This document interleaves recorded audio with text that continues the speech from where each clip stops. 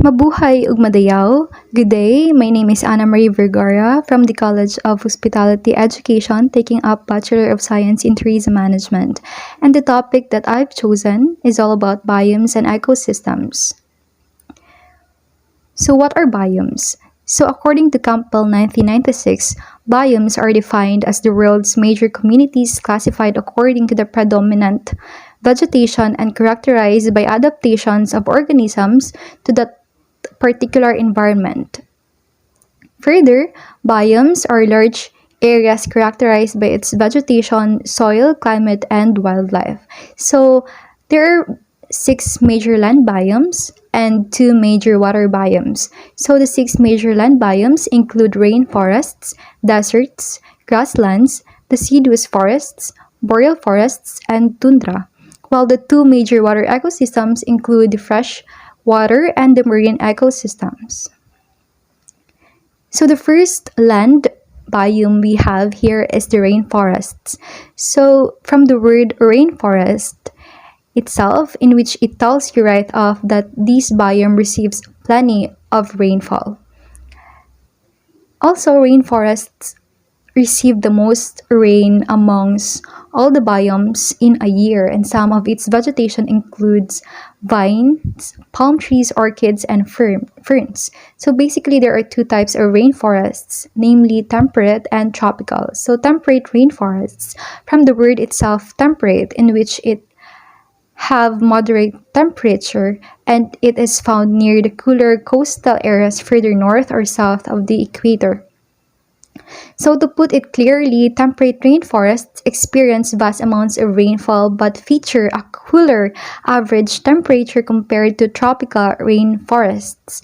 And essentially, these areas do not experience extremely cold or extremely hot temperatures, as like what I've said a while ago, from the word itself, temperate, in which the temperature is just mild. So moving on, the tropical rainforests are found in areas closer to the equator, and the temperature and climate here are warm and humid all year long, and it has diverse plant growth. So furthermore, tropical rainforest is a hot, moist biome where it rains all year long, and it is also the Earth's most complex biomes in terms of both structure and species diversity. And just like having diverse plants, these type of rainforest also has diverse animal life. So moving on, the next biome is deserts. So deserts cover about 33% or 1/3 of the Earth's total landmass.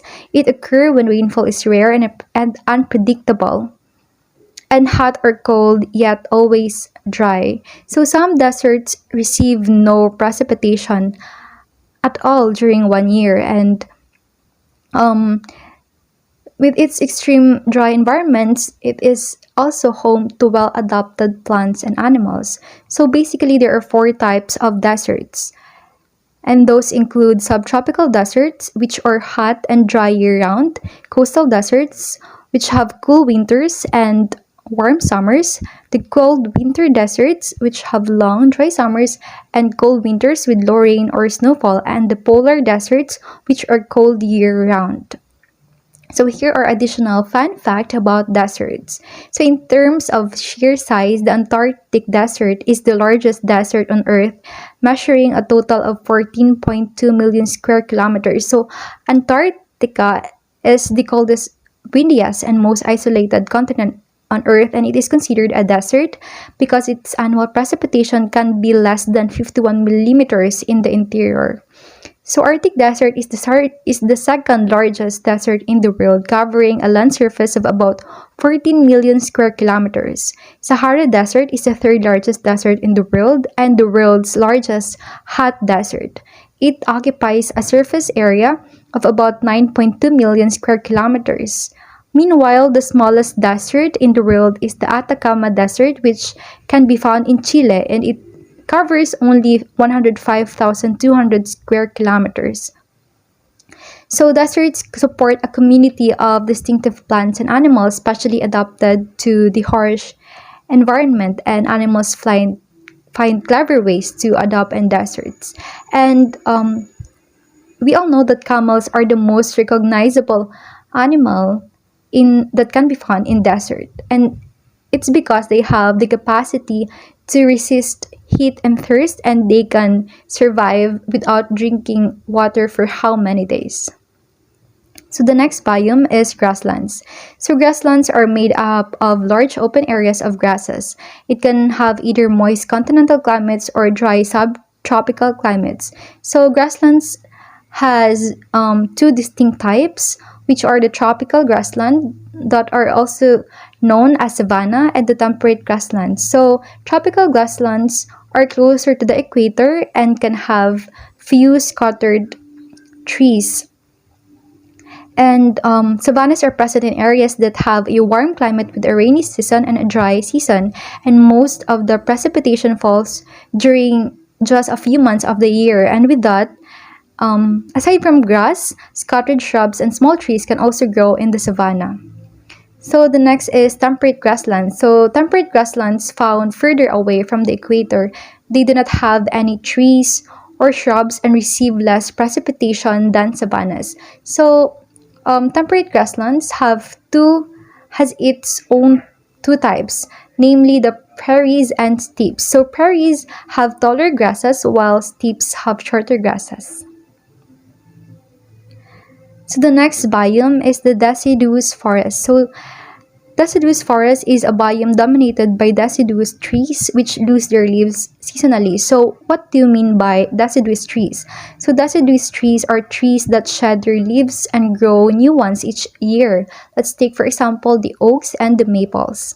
So the earth has temperate deciduous forests and tropical and subtropical deciduous forests, also known as dry forests.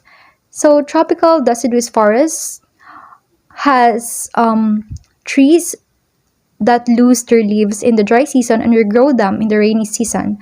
Meanwhile, temperate deciduous forests have trees that lose their leaves in the fall and regrow them in the spring. So moving on, we have here boreal forests, or also known as taiga. So boreal forests are composed primarily of cone-bearing needle-leaved or scale-leaf evergreen trees. It can be found in northern circumpolar forested regions characterized by long winters and moderate to high annual precipitation. So plants and animals in the taiga are adapted to short growing seasons of long days that vary from cool to warm. So further, boreal forests occur at high latitudes, and with that, coldness is the dominant climatic factor in taiga ecosystems. Although a surprising diversity of climate exists, and major taiga tree species are well adapted to extreme winter cold. So the last land biome we have is tundra. So tundra are extremely cold and dry biome. It is noted for its frost molded landscapes, extremely low temperatures, little precipitation, poor nutrients, and short growing seasons. So any wildlife inhabiting the tundra must be adapted to its extreme conditions to survive.